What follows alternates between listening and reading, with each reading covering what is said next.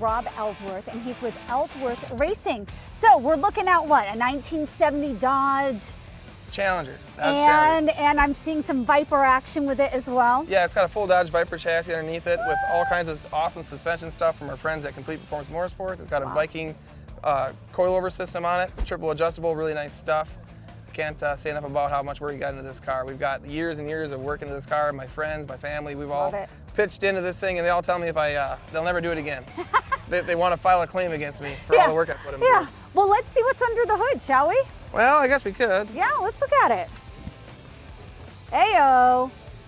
So it's a Hellcat engine. It's in a Dodge Viper chassis. We've got a Northern radiator cooling system in it with a big radiator just for the supercharger, and then another one for the engine. It's got a dry sump oil system on it, which is one of a kind. It's from Peterson Fluid Systems. Yeah, it is. My buddy Bodie did a lot of the fabrication on that. What are we looking at on horsepower on this? It's about 1,000 at the crank. It's right around 900 at the wheels. Got it. All right, well, take us around to the side here. So you got to tell me about your wiring kit that you have in here. All right, so we started with absolutely nothing on this car as far as wiring, because the car was stripped all the way down, sandblasted, and we came back up with it.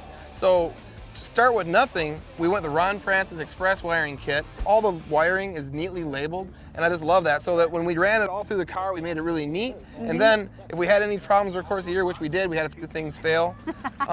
It was so great that we could easily rule out the wiring. All right, tell us more about this vehicle. We built our own carbon fiber under tray. Yeah, you did. It's got cooling vents for the rear end and the transmission. Yep.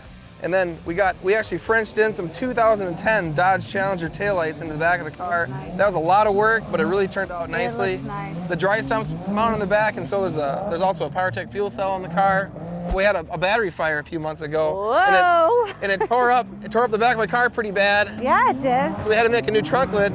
But what was so great about those Ron Francis wires that ran through there is that the ones that were burnt, I could easily just go back far enough to see where they weren't burnt, see what that wire was labeled as, and then I knew exactly how to replace those wires. I love it. Well, Rob, you guys really did a great job with this custom build.